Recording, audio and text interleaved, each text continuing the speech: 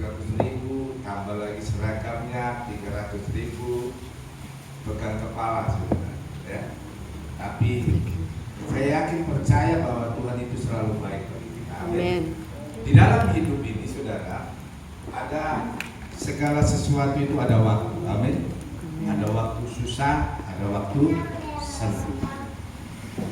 Waktu saya melayani di Kepulauan Riau, ya, ada satu jemaat, dia pengusaha, bahkan seringkali dia ambil sebuah borongan bangunan, dia juga kontraktor, ya.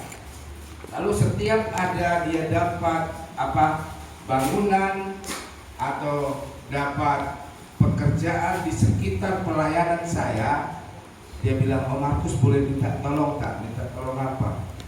"Tolong bantu saya awasi proyek saya."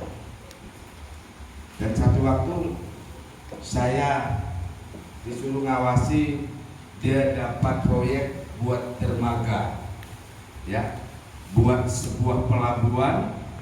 Lalu di pelabuhan itu dibuat satu ruangan, namanya ruang tunggu, ya. Hari ini saudara, saya mau belajar tentang, atau kita akan belajar firman Allah tentang yang namanya ruang tunggu, ya. Saya punya ruang tunggu. Nanti kalau saya sudah tua, saya tidak tahu bagaimana model tua saya nanti. Saya berdoa, Tuhan, kalau bisa, ya, kalau sudah tua saya tidak mau pakai tongkat. Itu apa? Kerinduan. Tapi di dalam Tuhan kita punya yang namanya ruang tunggu. Kalau saudara pernah naik pesawat di setiap bandara, ya, kalau kita naik pesawat, saya selalu bilang, kalau punya duit jangan naik pesawat Lion. Kenapa? Di ruang tunggunya tidak ada apa-apa kadang-kala saudara. Kalau mau naik pesawat, minimal Garuda atau Batik Air atau apa lagi, Citylink. Di Citylink itu kalau kita naik di dalam pesawat masih dapat roti kadang-kala, ya. Tapi kalau Lion, air aqua pun kadang tidak dapat, ya. Bahkan di ruang tunggunya kalau di Citylink atau Batik Air itu kadang suka ada kayak jus atau ada permen-permen, bahkan kadang-kala ada roti. Lalu waktu kita ada di ruang tunggu, lalu kita delay, ya, diundur penerbangannya, jamnya, kadang dapat makan seperti ayam Kentucky. Nah, Bapak Ibu Saudara, mari kita akan lihat di dalam firman Allah dulu. Pengkhotbah pasal yang ketiga. Pengkhotbah pasal 3, mari sama-sama bangkit berdiri. Satu ayat kita mau belajar hari ini. Ayatnya yang ke-11, hitungan ketiga kita sama-sama membacanya. Pengkhotbah 3 ayat 11, 1, 2, 3. Ia membuat segala sesuatu indah pada waktunya, bahkan ia memberikan kekekalan dalam hati mereka. Tetapi manusia tidak dapat menyelami pekerjaan yang dilakukan Allah dari awal sampai akhir. Silakan duduk Bapak Ibu Saudara yang diberkati Tuhan. Kita percaya, kita sama-sama percaya bahwa segala sesuatu yang Tuhan buat, kata firman Allah tadi, ya, indah pada waktunya. Tapi yang menjadi persoalan, kenapa seringkali kita dalam kehidupan ini kadang-kala kita harus stres, harus depresi, harus putus asa, harus mengalami semangat yang down, turun. Kenapa saudara? Sementara Alkitab sangat jelas, gamblang itu sangat jelas mencatat di dalam Alkitab bahwa segala sesuatu yang Tuhan buat itu apa? Baik adanya. Ia membuat segala sesuatu indah pada waktunya.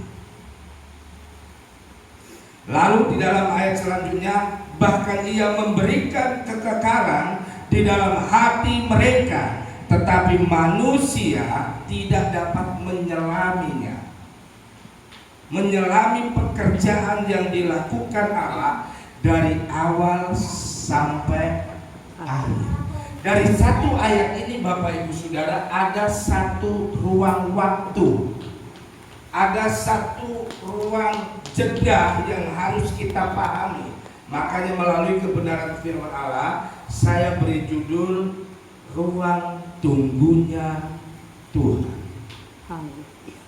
Amin saudara. Manusia itu begitu sempurna dibuat Tuhan, tetapi di dalam kehidupan ini ada satu masa, ada satu fase kita harus mau tak mau menunggu. Waktu saya nikah, baru nikah, ya. Lalu waktu kami baru nikah sama Ibu Gembala, saya bilang sama Ibu Gembala, supaya ada waktu bulan madu, ya, kita jangan punya anak dulu. Paling tidaknya setengah tahun baru boleh mulai mengandung. Itu waktu pertama.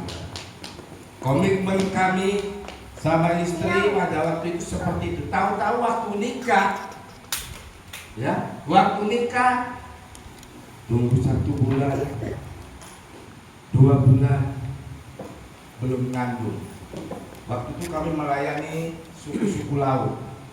Lalu orang suku laut ini BTH semua saudara, bukan sarjana muda Alkitab. BTH itu buta huruf. Dia mulai bilang, Om Markus, wah Om Markus nggak gagah no, katanya. Masa Om tak jadi-jadi? Dalam hati, ini sakit hati juga saudara. Ya kan?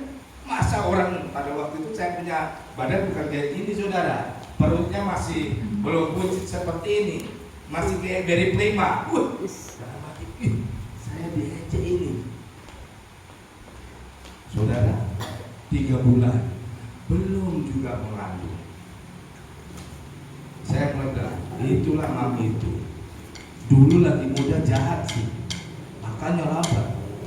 Padahal lupa. Saya berdoa, saya punya kerinduan suami istri, ya. Paling tidaknya setengah tahun baru ada, biar ada menikmati, ya, menikmati rumah tangga baru itu saudara. Ya. Akhirnya saudara, singkat cerita, tolong amankan dulu tuh, itu cangkok saya, amankan dulu, ya, bawa keluar dulu, amankan cucu cangkok itu. Setelah 6 bulan baru mulai ada yang lebih luar biasa. Waktu mulai istri saya ngidam, saya tidak tahu, belum pengalaman. Dan waktu itu dia sudah ngidam kurang lebih setengah tahun. Setengah bulan, 1 bulan setengah, maksud saya 1 bulan setengah. Lalu waktu kami mau pergi fellowship, pergi musyawarah wilayah, ya, naik mobil, tahu-tahu mobil kami kecelakaan, ya, serempetan, lalu tabu balik begini, bannya ada di atas, saya sini tangan kiri ini patah tulang sini juga karena kecelakaan itu. Lalu istri saya yang cantik kayak Paramita Rusadi ini sudah habis, pipinya ini bonyok, nampak dagingnya.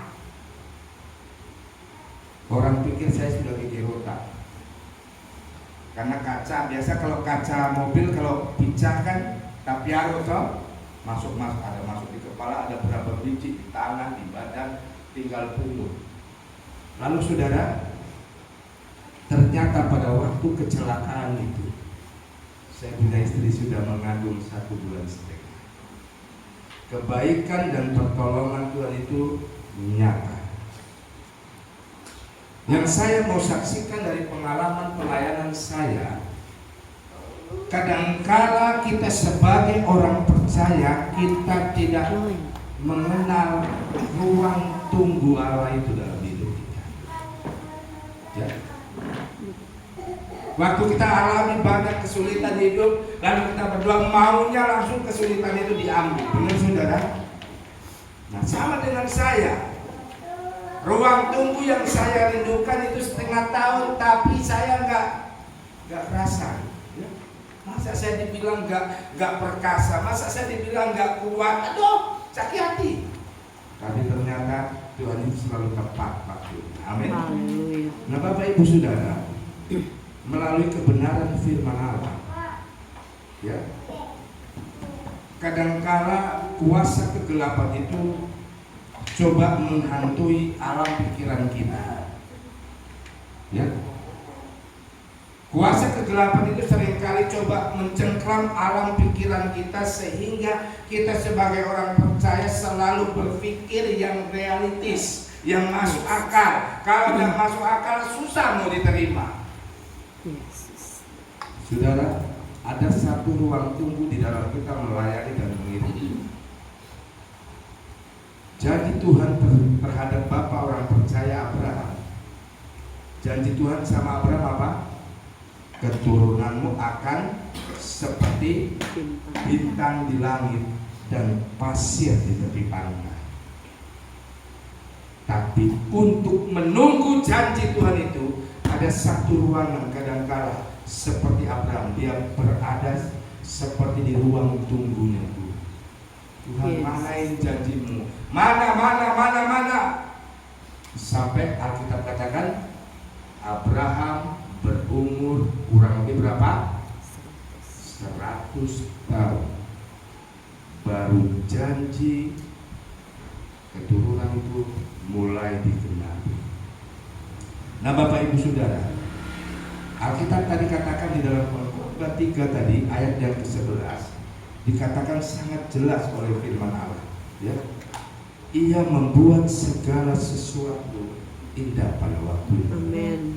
Bahkan ia memberikan kekekalan di dalam hati mereka. Mereka ini, terjemahan lain, dia memakai kata, dia memberikan berkat yang kekal dalam hidup orang percaya. Amin. Jadi berkat kita ini bukan berkat yang bentuknya sementara, berkat yang bentuknya kekal.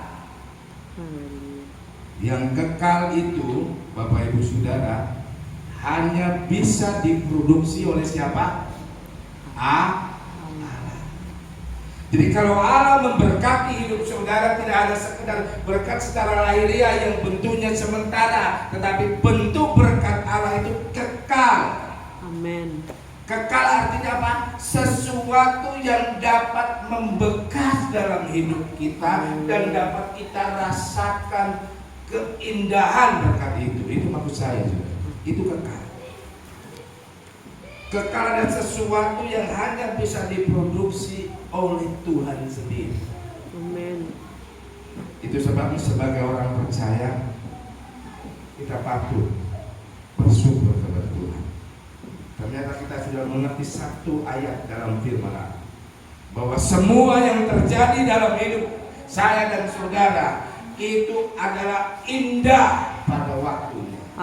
Jadi Allah selalu memberikan keindahan, kenikmatan, berkat yang luar biasa dalam hidup kita, asalkan, ini yang menjadi persoalan, asalkan kita memahami ruang tunggunya Allah. Yesus.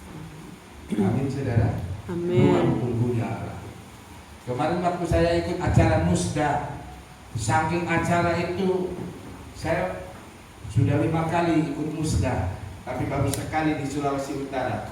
Saking padatnya saudara, tidak ada lagi ruang untuk tidur. Dari jam 8 sampai jam 5 pagi. Jadi satu waktu Karena waktu itu ada kesempatan sedikit, dikasih waktu 10 menit, boleh ke hotel. Saya ngantuk sekali sudah. Saking ngantuknya, bayangin, jalan sampai tutup mata sudah tidur. Alamatnya saya benjol sini juga. Saya pikir saya sudah mau sampai di lobi hotel. Saya pikir itu pintu terbuka. Waktu saya jalan ternyata kaca sudah jedot. Waduh. Orang Indonesia ini aneh. Kalau ada orang cilaka bukan langsung tolong diketawain. Si Guntur kasihan katanya. Benjol sudah. Saya tabrak karena lobi hotel itu tertutup sama kaca tebal semua. Saya pikir sudah pintu seperti itu. Saya maju, sambil tutup langsung kejedot sudah, benjol lagi. Sambil malu dalam hati, ini karena dikuasai roh ngantuk. Karena saya nggak sabar mau nunggu istirahat sebentar saja. Nah, Bapak Ibu Saudara, Abraham pernah alami, ya, dia nggak sabar nunggu waktunya Tuhan. Dia gak sabar berada di ruang tunggu. Manusia itu kalau yang paling susah kan pekerjaan menunggu. Benar saudara?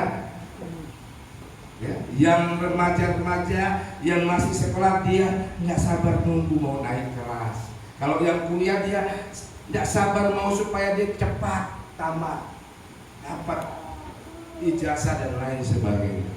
Nah, pekerjaan yang paling membosankan itu menunggu. Di dalam Tuhan itu seperti itu, saudara.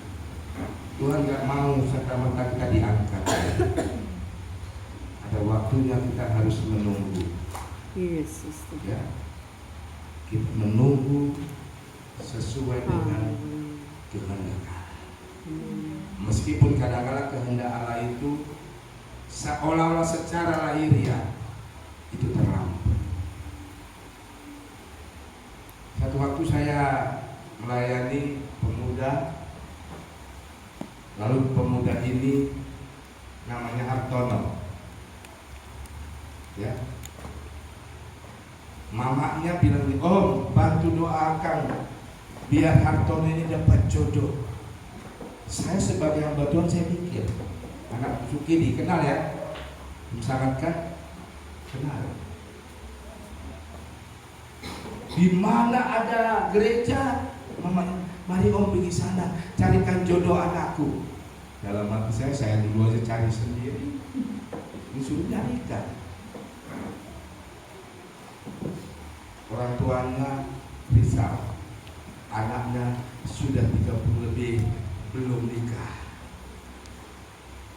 Kalau di sini mungkin gak risau, karena apa? Rata-rata orang Kristen. Tapi kalau di tempat yang minoritas, kalau ada jiwa baru, tengok muka, sudah dewasa, wah ini sudah salib ini, pasti minta doakan dia dapat jodoh. Ini saudara, saya bantu dalam doa.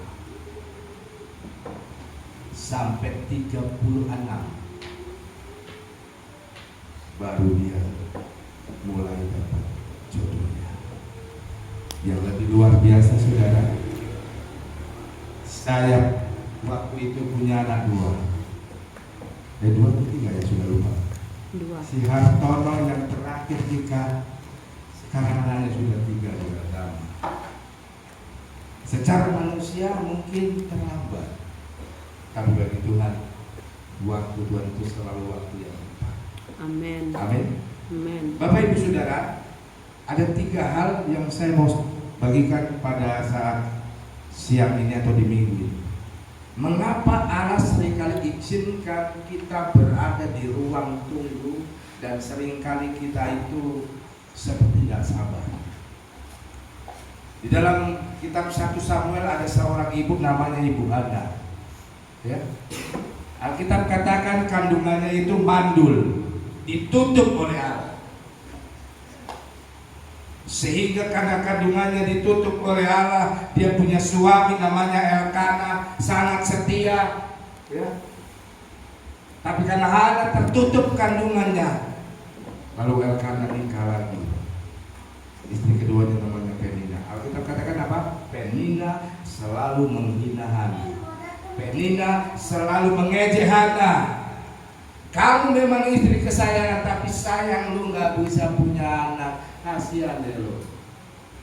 Hana menunggu berada di ruang tubuhnya sampai Alkitab katakan Hana selalu datang ke rumah berdoa, mengutarakan isi hatinya, dan Allah tidak pernah membiarkan.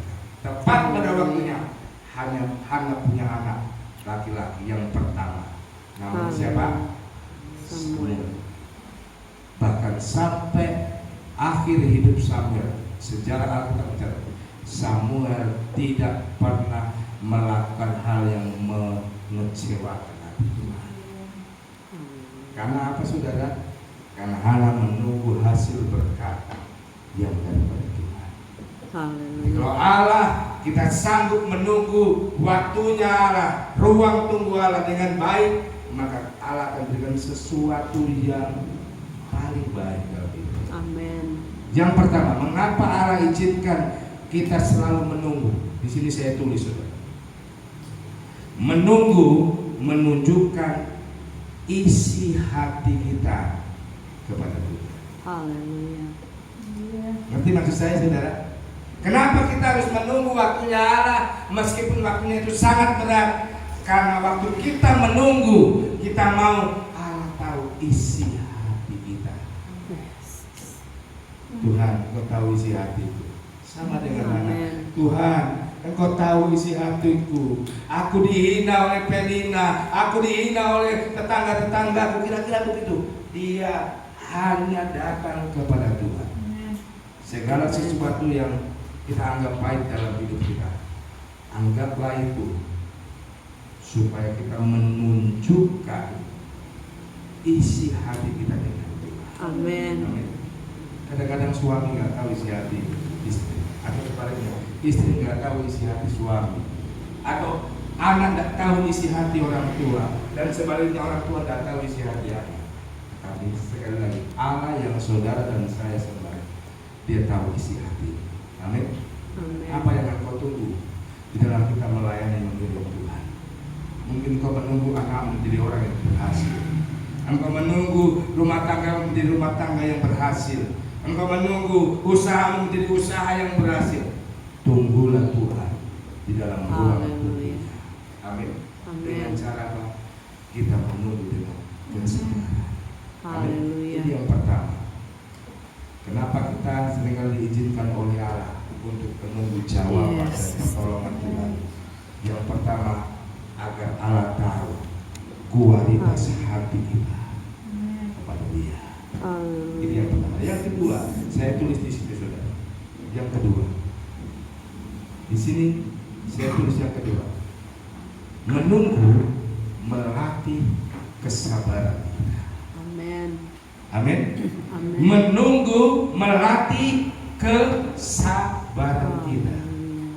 Kalau yang pertama tadi, menunggu membuktikan bahwa kita ini punya kualitas dengan Tuhan. Itu di dalam Injil Matius ada contohnya. 5 anak darah yang bodoh dan 5 anak darah yang pintar atau pandai. 10 anak darah ini sama-sama menunggu kehadiran mempelai laki-laki. Tapi yang 5 habis kualitasnya dalam Tuhan. Tapi yang 5 tetap dia tunggu terus menyala pelitanya. Dia siapkan minyak, ya. Dia siapkan minyak. Itu sebabnya Bapak Ibu Saudara, jadilah 5 anak darah yang pintar. Kita jadi orang percaya. Ada banyak kesulitan, ada banyak pergumulan, ada banyak yang harus kita hadapi. Jadilah orang yang selalu bijak, selalu mau menyala dalam Tuhan. Dan ada minyak, ada kuasa Tuhan yang selalu meliputi. Dan yang kedua, Bapak Ibu Saudara, kenapa seringkali Allah izinkan kita menunggu waktunya Tuhan? Meskipun waktu Tuhan itu sangat berat. Yang kedua, waktu Tuhan itu melatih mengerti bagaimana nilai kesabaran. Amin. Di dalam Amsal 14, tolong baca Vina dulu. Amsal 14 ayat yang ke-29.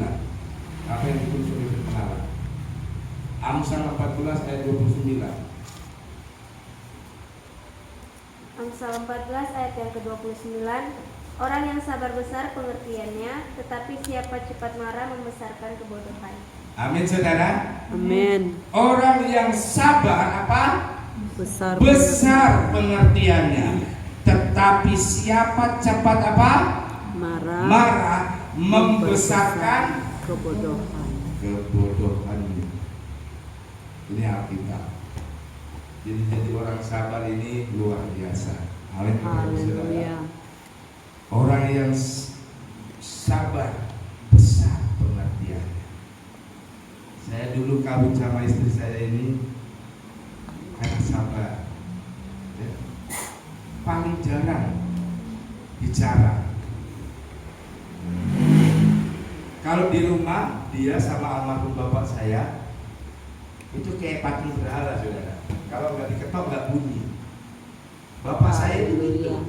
Kalau saya memang saya akui loh, cerewet, ya. Tapi saya punya bapak, tanya istri saya, pendiam. Kalau nggak diketok nggak bunyi. Nah istri saya dulu gitu. Tapi setelah sudah punya anak dua, aduh, saya sudah mulai dapat rasa itu. Ya, waktu Vina, Vero juga mulai dapat rasa. Kalau sudah mulai menidurkan anak, ayun. Kadang-kadang anak belum tidur, saya sudah tidur, saudara.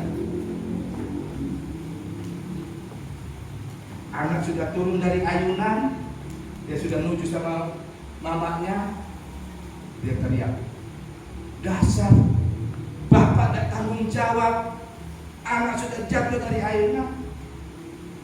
Nah, ini sudah mulai. Kalau berumah tangga itu memang kayak gitu, saudara. Ya. Yang tadinya saya tidak sabar, sudah mulai. Tapi bukan karena dia tidak sabar, saudara. Melatih biar saya bertanggung jawab. Hal yang kedua dikatakan orang yang sabar besar pengertiannya, tetapi siapa cepat marah membesarkan kebodohan. Haleluya. Sebabnya mari kita kerat kemarahan itu dalam diri kita. Kita tambahkan kesabaran. Makin ada kesusahan, tambahkan apa? Kesabaran. Karena orang sabar akan menjadikan kita pribadi yang semakin cerdas di dalam Tuhan. Yang ketiga, Bapak Ibu Saudara. Yang ketiga, kenapa seringkali Allah mengizinkan kita menghadapi dan berada di ruang tunggu yang membosankan itu? Di sini saya tulis, menunggu menyadarkan kita bahwa kita butuh Tuhan. Amin. Amin. Amin. Menunggu menyadarkan kita bahwa kita itu butuh Tuhan dalam hidup. Haleluya. Amin. Karena saya begitu lama hidup di tengah-tengah lingkungan yang minoritas, lalu pernah terbesit dalam diri saya, ya sudah, kalau tidak dapat jodoh ya sudah. Terbesit dalam pikiran saya. Ya. Kalau tidak dapat jodoh ya sudah. Karena apa? Karena saya tunggu-tunggu dan datang-datang, tidak ada yang datang. Makanya waktu saya punya adik-beradik semua sudah nikah, ya, saya sudah 27 tahun. Bapak saya bilang sudah ada cewek, belum ada. Apalagi om sangat punya kakak itu, om Nur itu, oh kasihan pekerjaanku ini paling setia. Jadi setiap ada pengerja perempuan ditawarkan sama saya, udahlah kau sama si Markus saja. Wih, banting harga saudara. Bukan saya yang banting, om Nur yang banting harga. Waktu itu ada saudara. Karena saya suka asal lihat anak kembar saya suka. Lalu ada pengerja anak kembar. Maksudnya dia turunan kembar. Wah, cocok nggak? Cocok, saya ambil. Maksudnya jadi pacar. Berapa bulan? Aduh, nggak cocok. Cara pikirnya satu kiri satu kanan. Wah, sudah mungkin nggak cocok ini, nggak jodoh ini. Diam-diam saya tinggal. Waktu itu tante ini, istri saya, bilang sudah ada cowok. Dalam hati sudah mulai ada bunga-bunga mawar mekar, tapi waktu itu dia pikir, aduh, sudah punya kawan tak enak, masa makan tanaman dalam hati saya. Tapi waktu saya dengar bahwa dia enggak, waduh, langsung saya dekati. Singkat cerita, 27 masuk 28 saya nikah. Meskipun sepertinya terlambat. Saya ini orangnya suka mikir, saudara. Saya pikir seharusnya kalau tidak pegawai negeri, umur 25 harus sudah nikah. Supaya apa? Belum tua, belum memasuki 60, nanti anak sudah besar, sudah bisa punya cucu. Saya pikir, tapi Tuhan itu punya ruang tunggu tadi. Alkitab katakan bagian yang ketiga, saya tulis menunggu menyadarkan kita bahwa kita butuh Tuhan. Yes. Amin. Amen. Makin lama kita menunggu kehendak Allah, dan secara dunia kehendak Allah itu sepertinya terlambat. Kita akan hidup dalam ketakutan, kita akan hidup dalam kekuatan. Tapi di dalam Tuhan, Allah selalu membela hidup kita. Bagian yang ketiga, kenapa kita harus kadang-kadang diizinkan oleh Tuhan untuk kita menunggu waktu yang terbaik itu? Karena di dalam menunggu kita membutuhkan Tuhan. Dan yang paling terakhir, yang keempat, kenapa seringkali kita dibuat oleh Tuhan menunggu waktu yang terindah itu? Yes. Ya? Menunggu membuktikan bahwa kita akan memperoleh berkat yang besar. Haleluya. Menunggu membuktikan bahwa kita memperoleh berkat yang amat besar dalam kehidupan kita. Mari kita akan lihat ayatnya di dalam Kejadian 15. Ayat yang pertama bilang gini, saudara. Kejadian 15 ayat 1. Kemudian datanglah firman Tuhan kepada Abram dalam suatu penglihatan. Janganlah takut, Abram. Akulah perisaimu. Upahmu akan apa? Sangat besar. Sangat besar. Amin, saudara. Amin. Kalau kita sedang berada di dalam ruang tunggunya, berkat Allah mengalir dalam hidup kita, tetap kita sabar karena Allah menyediakan berkat yang sangat besar. Haleluya. Amin, saudara. Amin. Kita adalah orang-orang yang luar biasa melalui kebenaran firman Allah pada minggu ini, hari ini. Mari kita katakan di dalam perkhotbah tadi pasal 3 ayat 11, Ia membuat segala sesuatu indah pada waktunya, bahkan Dia memberikan kekekalan di dalam hati mereka. Tetapi manusia tidak dapat menyelami pekerjaan Allah yang dilakukan Allah dari awal sampai akhir. Kalau Amin. kita mau melalui kebenaran firman Allah yang kita baca atau kita dengar pada minggu ini, mari jadilah orang percaya yang mengerti bahwa